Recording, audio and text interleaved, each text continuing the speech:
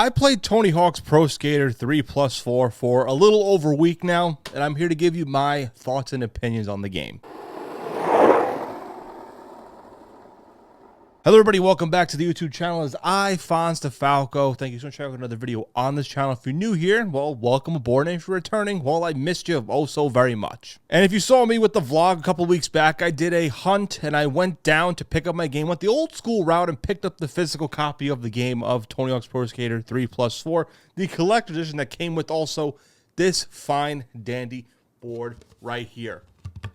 How nice is this? Now let me put this away for the video because I'm going to be reviewing the game. I played it for a little over a week since the early access days for a couple hours in between. And I did a little bit of everything in the career mode, mainly a little bit of free skate, a little bit of online, a little bit of the other stuff, kind of played around with it. And I'm going to give you my thoughts about it. Now, if you remember, in 2020, they came out with the Tony Hawk's Pro Skater 1+2, which essentially was a remaster of the original two games, with Pro Skater 1 being in '99 and Pro Skater 2 coming out in 2000. And it had very good reviews, the original remake, up to 90% actually on the PS5 version being the highest one. And Activision intended to remake 3+4, that was in the plans, but the old developer Vicarious Visions merged with Blizzard and they worked only on the Blizzard stuff, so they ended up scrapping 3+4. But after the cancellation, Activision actually went over to Iron Galaxy to develop 3+4. We saw a little bit of a teaser there with like the font of the actual game of Pro Skater being in the COD map of 3.4.25. It led to the announcement actually of the 3+4 remake, which ended up being released on July 11th, with the early access coming out on July 8th. And that early access, of course, included the collector edition, which I got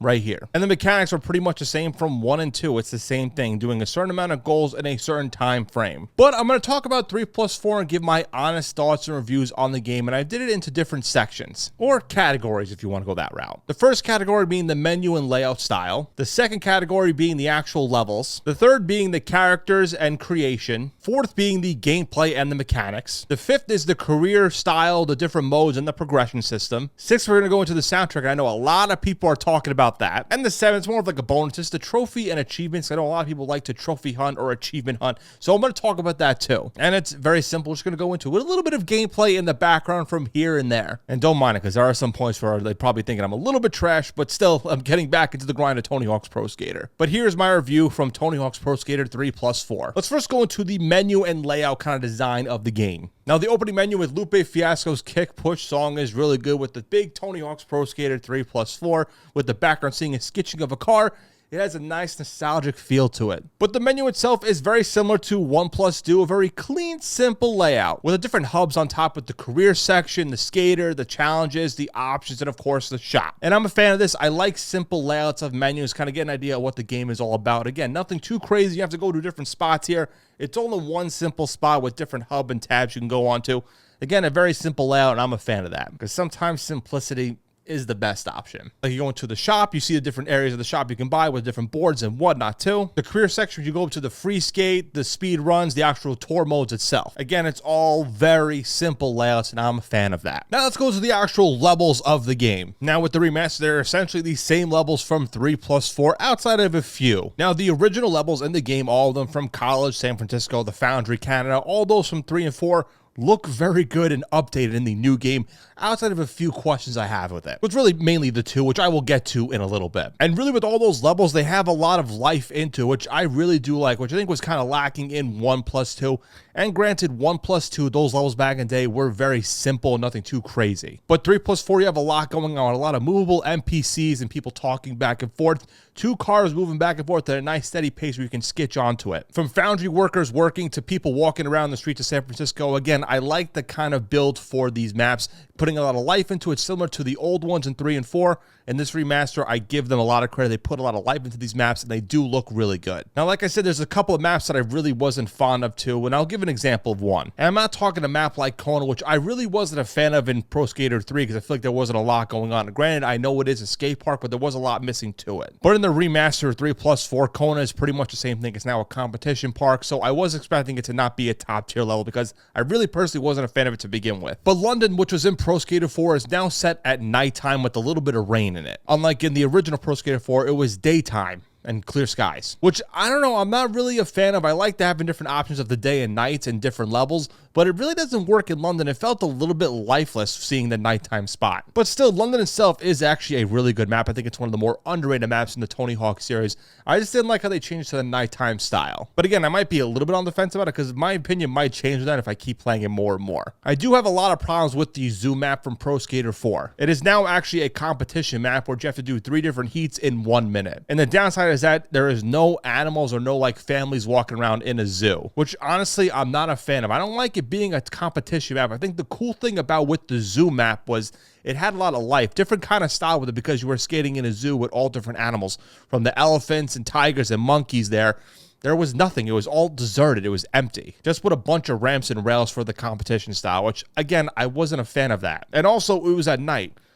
It just felt like they changed that map. I'm not a fan of that. But outside of the zoo and a little bit of London, a lot of the other maps do look really good. Suburbia, I really wasn't a fan of in Pro Skater 3, but I gotta say, it looks a lot better in the remake. Has more of like a Halloween kind of theme to it too, again, in a suburbia area. It is really good. And of course, maps like the airport and Alcatraz, which I always loved, look great in this remaster also. There is no Chicago and Carnival level from Pro Skater 4. Those are the 2 secret levels you can unlock if you buy with a certain amount of money. Now, Chicago I could kind of get because that was a report from Matt Hoffman's Pro BMX 2, so I didn't know if they were able to get it, but Carnival was its own original level. I'm surprised those 2 weren't even involved in it. But they did add some new levels, unlike in Pro Skater 1+2, which I really wish they did. In 3 and 4, they did add 3 new levels. In Movie Studio, Water Park, and Pinball. Now, Movie Studio is a smaller map than what I expected. Essentially is a competition level. Now, I really was kind of looking forward to like a Movie Studio style skate park, but I don't know, I felt a lot smaller and I feel like it was missing a lot. I don't know, I had a lot more expectations for that map. It's not the worst one, but I expected a lot more with it. Now, Water Park, I actually say, is actually my favorite of the new levels. It's essentially what you think it is, a deserted water park. You can grind the different amounts of slides in this map too, a lot of different areas for it. It looks really good. Now, sometimes deserted parks and maps can be very hit or miss,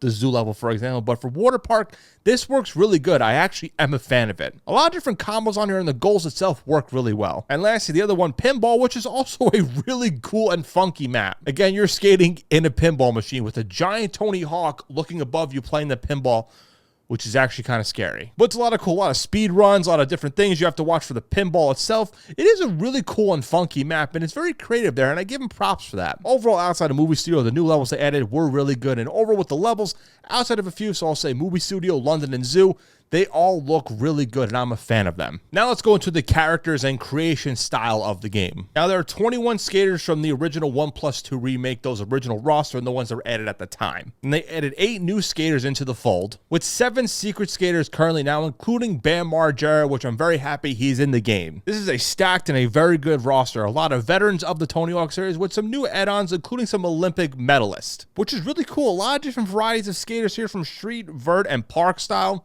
I'm a fan of this roster. It's pretty good. And the secrets characters are pretty cool too. I like how Bam is considered a secret skater in the game. Again, a lot of the other ones like Michelangelo and the Birdman himself. I wanted some different kind of secret skaters in the fold, but maybe we'll eventually get those in the future. But still, the roster itself is pretty good. I'm a fan of that. Now, the created character section, I was a little bit disappointed because the 1+2 at the time, it was good because it just came about, but still, you do not have the access to change your body type, adding glasses, different accessories, which I am a little disappointed in. But I will say there's a lot more branded kind of clothing options there. Different and new brands of sweatshirts, hoodies, pants, and shoes. You got a lot of different varieties here, and shout out to adding the Taco Bell shirt here, because that's actually pretty funny. And there's a lot more deck options, including grip tape, trucks, and wheels.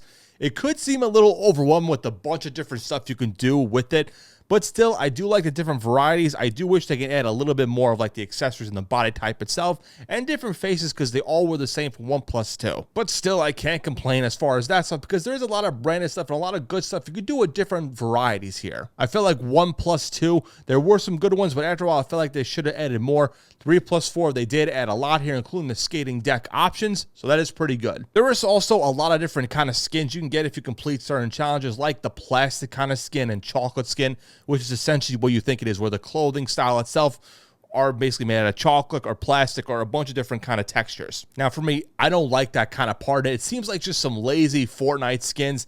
And that's for me, like, I'm probably not going to use any of those. But the chocolate skateboard, I will say, is actually pretty funny. But again, the skins itself, I'm not the biggest fan of that. Maybe because I am a lot older, I just don't seem like the appeal to it. But the creative park section, I will say, does look really good. I haven't had that much time to kind of play around with it a lot, but I did kind of play with it here and there. I do think it's really cool you're able to add some NPCs into the park and some creative goals too. You were able to add some goals in the older Tony Hawk games, but never any PC characters, which I think is actually really cool. Again, putting some more life into the park, and I can't wait to get my hands on it a lot more and seeing some downloads of people making some parks.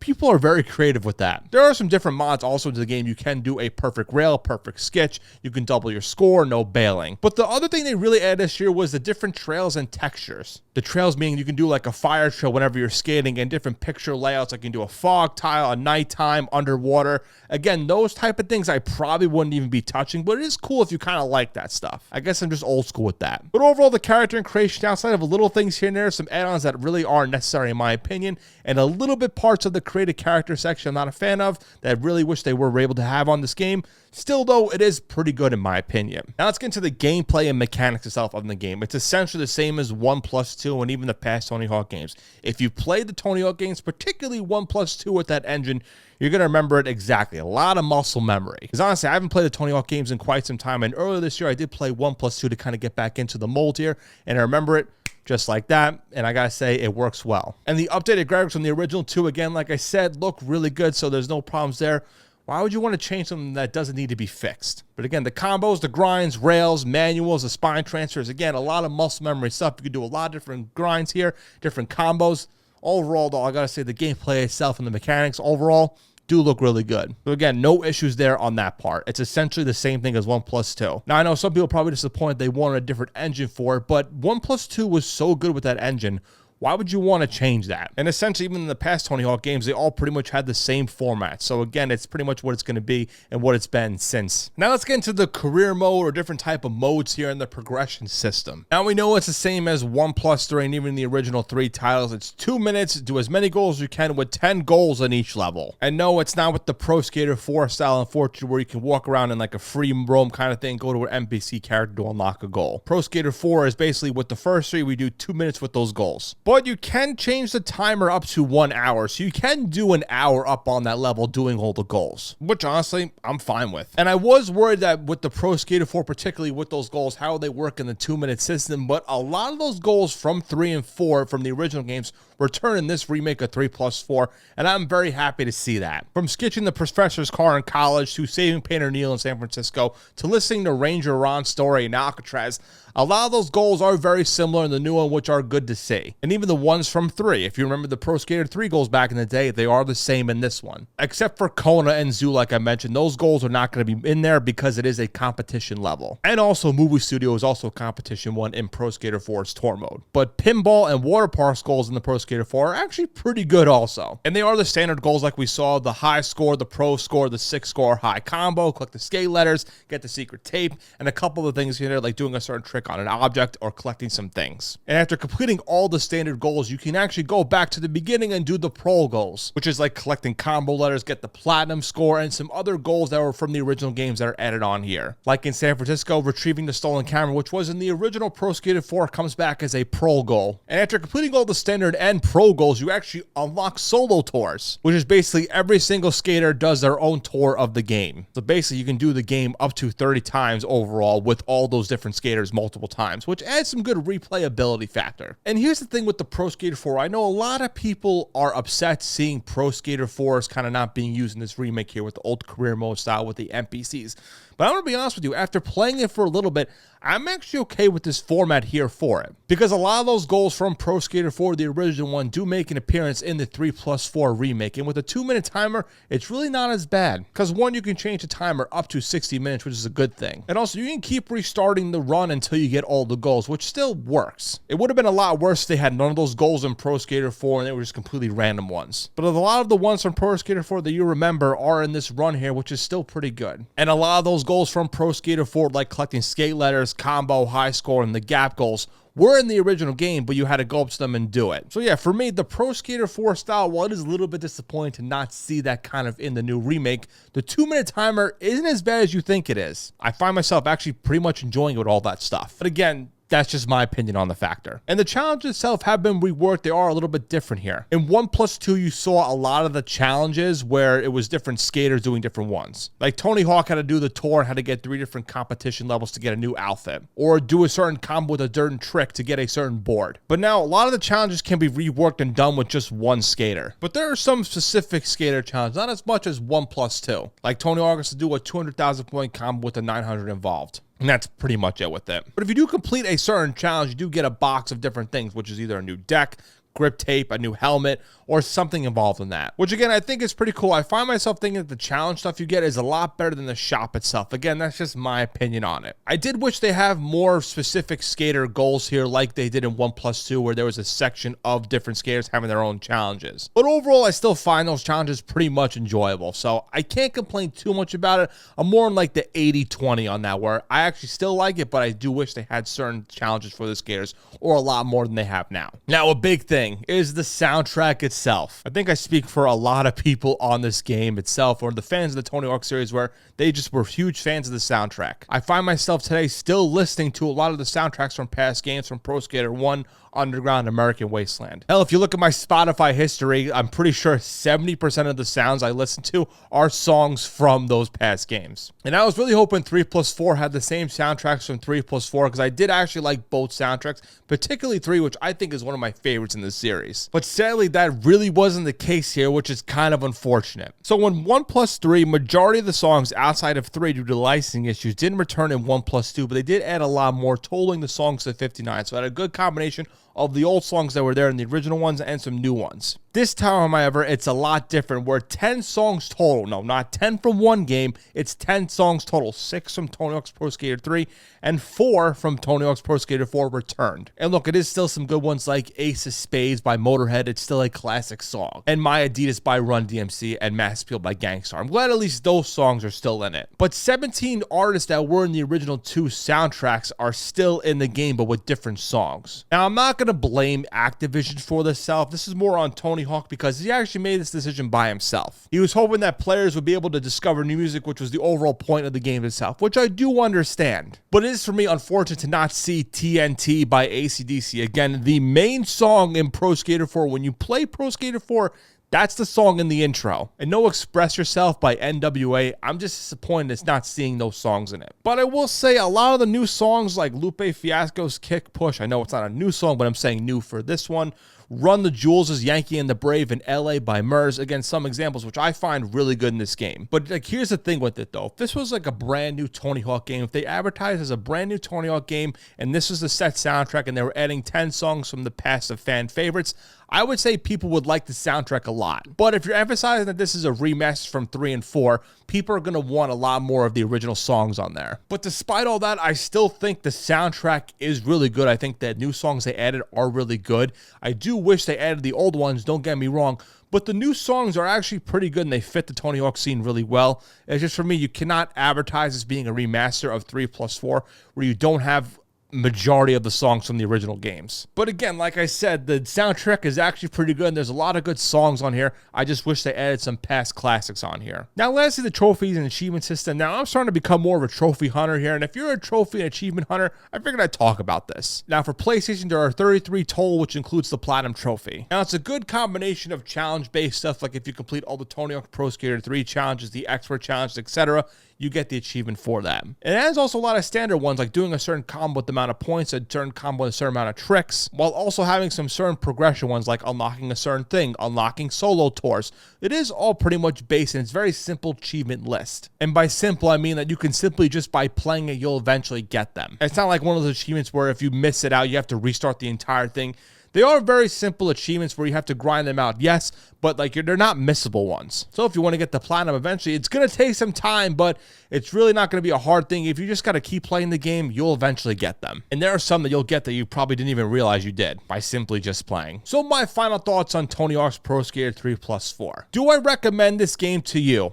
I'm going to be honest with you, I definitely recommend it. If you played the games in the past, particularly 1+2, you'll understand it right away, and you will pick it up fast. And even if you've never played the Tony Hawk series at all, and never even played 1+2, I would say give it a shot. Now, this game is very clearly for the fans of the Tony Hawk's Pro Skater series, or the Tony Hawk games in general, which again, fits me. And outside of a few things that I'm not a fan of, like certain parts of the character creation and the soundtrack itself, and a little bit of the lack of the Pro Skater 4 style here, I still find myself enjoying the game. It's a nice little pick-me-up to play. Again, no issues with that. But if you're one of those people that have heard about the game for quite some time and never got a chance to play it, why not give it a shot? Is it the best Tony Hawk game of all time? I still don't think so. I still think the older ones are a little bit better, even though I have the nostalgia glasses on. But still, this is a pretty solid remake for the modern consoles, and I still recommend it. I think you'll find yourself having a lot of fun with it and end up playing it for hours on end without even realizing it. And what's cool about it now, the one thing I will say is the online too. Now, personally for me, I haven't had any issues with the online part of it. But as someone who grew up not really playing a lot of online gaming when these came out back in the day, seeing it now and playing it online is actually really cool. And be able to create parks and do all these things, again, it is a fun game. It's a laid-back, chill game that may be a little bit frustrating at times with certain objectives, and if you know, you know. But still, overall, I recommend Tony Hawk Pro Skater 3+4. Now, if you're a fan of the series, you more than likely already got it, but if you're still on the fence and thinking about it, I would say pick it up. It doesn't hurt. Plus, if you have Xbox Game Pass, you can just play it. But that is my review of Tony Hawk's Pro Skater 3+4. Did you get a chance to play it? Have you been playing it? Let me know down below what you think. As always, you can subscribe to the channel, Fonz the Falco. You can definitely hit the like, tell a friend, tell a couple friends. Consider this a grab bag channel, some reviews, some top 10, some rankings. Got a lot of stuff cooked up with this channel. You're going to want to stay tuned for that. Now, if you like talking jerseys and talking sports uniforms, I have a channel called Fonz Talk Jerseys. You definitely want to check that out. You can follow my TikTok and Instagram at Fonz the Falco. If you want to play me in Tony Hawk's Pro Skater, you can add me on PlayStation at Fonz3185. I'll link that down below as well. Let me play you in a game of horse. But that wraps up for this channel. Have a good day, good night, good evening, whenever you're watching said video, and I'll catch y'all next time. Peace out.